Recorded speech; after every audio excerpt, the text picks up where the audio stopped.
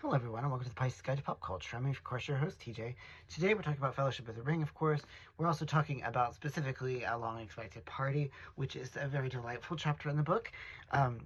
Obviously it's meant to evoke the unexpected party of the Hobbit, and I apologize for my voice, but we shall persevere.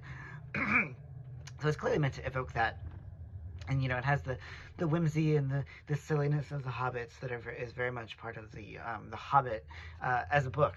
So there's a bit of tone there, but at the same time, we have glimmers of the menace to come. We have it with Bilbo's abrupt, change of character whenever he's confronted by Gandalf about the ring, and obviously the ring sort of looms in the background. And I think that Tolkien, as we've said here many times, and as we saw in The Hobbit, is really skillful at tonal shifts, even within one chapter. And I really think that that's what makes this first chapter, even more than the prologue, such an extraordinary introduction to The Lord of the Rings more generally. It is a jumping off point from what we have seen in The Hobbit and, what we are familiar with. But there's also this sense of impending darkness. It's there too in the recognition that there are strange things going on at the borders.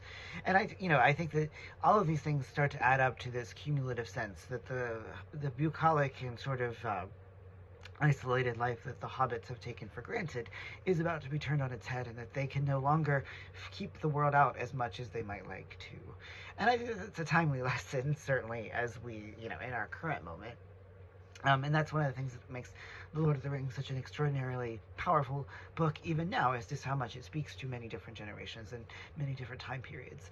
And of course, it's a delight to see Bilbo. It's also a delight to be introduced to Frodo and Sam, and to a degree Merry and Pippin, all of whom obviously will become the main characters. So I do think that, this is a very effective reintroduction to Middle-earth, and it's hard to put ourselves in the position of people whose only experience of Tolkien's work before this book came out would have been The Hobbit. And so, Tolkien had quite a heavy and, complicated task in front of him, but of course, as he does so often, pulls it off with remarkable aplomb. And I do think that I love this opening chapter. In some ways, I hate to say it, but I think the Fellowship may be the Long Expected Party may be my very favorite, just because it's so funny, and there are so many parts that are enormously amusing, but yet it's also very full of peril. And I think that that's one of the things that makes Fellowship such a fun book to read, is that we do have those mingled affective registers that are, that Tolkien blends together into such a beautiful whole.